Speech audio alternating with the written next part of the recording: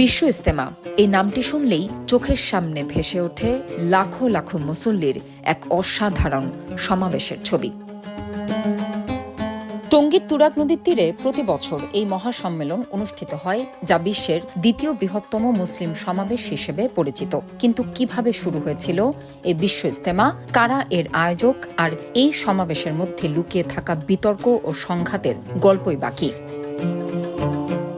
বিশ্ব ইজতেমা যাত্রা শুরু হয় ১৯৪৬ সালে ঢাকার কাকরাইল মসজিদে, যা তাবলিগ জামাতের মূল কেন্দ্র হিসেবে পরিচিত। প্রথম দিকে এটি একটি ছোট পরিসরের ইসলামী জলসা ছিল, যেখানে কিছু সংখ্যক আলেম এবং ধর্মপ্রাণ মুসল্লি অংশ নিতেন। পরবর্তীতে ১৯৬৭ সালে টঙ্গীর তুরাগ নদীর তীরে বর্তমান স্থানে বিশ্ব ইজতেমা আয়োজনের সিদ্ধান্ত নেওয়া হয়। তখন থেকেই এটি প্রতি বছর অনুষ্ঠিত হয়ে আসছে এবং দিন দিন এর পরিসর আরও বড় হয়েছে। বর্তমানে এটি হজের পর মুসলমানদের দ্বিতীয় বৃহত্তম জামায়াত হিসেবে পরিচিত হয়।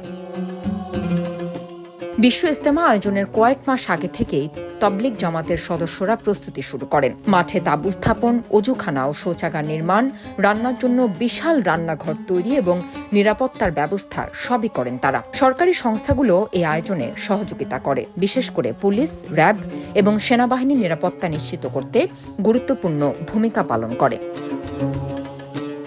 বিশ্ব ইজতেমায় প্রতিদিন ফজরের নামাজের পর থেকে ইসলামী বয়ান শুরু হয়। বিভিন্ন দেশের এবং বিভিন্ন ভাষাভাষী আলেমরা কুরআন ও হাদিসের আলোকে ইসলামের মৌলিক শিক্ষা, আত্মশুদ্ধি, ইমানের গুরুত্ব এবং আমলের প্রয়োজনীয়তা সম্পর্কে আলোচনা করে থাকেন।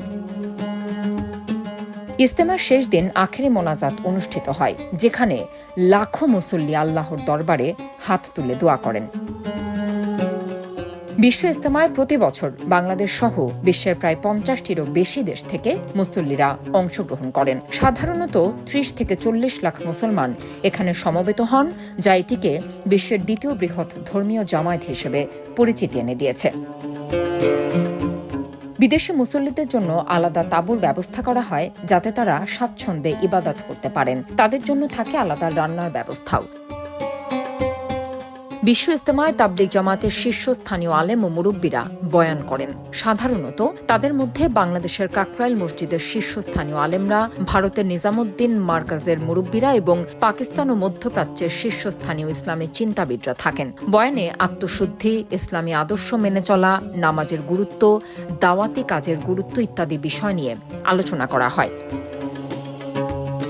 তবে এত কিছুর মাঝেও বিশাল এই আয়োজনকে ঘিরে কিছু বিতর্কও আছে। বিশ্ব ইজতেমাকে কেন্দ্র করে সবচেয়ে বড় বিতর্ক সৃষ্টি হয় তাবলিগ জামাতের নেতৃত্ব নিয়ে। তাবলিগ জামাতের নেতৃত্ব দীর্ঘদিন ধরে ভারতের নিজামুদ্দিন মার্কাজ থেকে পরিচালিত হয়ে আসছিল, কিন্তু সম্প্রতি ভারতের মাওলানা সাদ কান্দালভির কিছু বক্তব্য নিয়ে বিরোধ সৃষ্টি হয়। তার কিছু মতবাদ বাংলাদেশের অনেক তাবলিগ অনুসারী ও আলেমদের মধ্যে বিতর্ক তৈরি করে।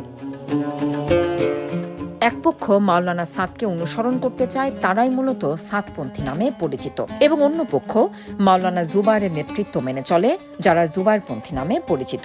২০১৮ সালে টঙ্গীর ইজতেমা মাঠে দুপক্ষের মধ্যে সংঘর্ষ হয়, যাতে কয়েকজন হতাহত হন। এরপর থেকে দুই পক্ষ আলাদাভাবে ইজতেমা আয়োজন শুরু করে। বর্তমানে বাংলাদেশে বিশ্ব ইজতেমা দুটি পর্বে অনুষ্ঠিত হয়। এক পর্বে জুবায়ের অনুসারীরা এবং অন্য পর্বে সাদ অনুসারীরা ইজতেমা পালন করে থাকেন। বিতর্ক বিভক্তির পরেও বিশ্ব ইজতেমার গুরুত্ব কমেনি, বরং এটি দিন দিন আরও জনপ্রিয় হচ্ছে।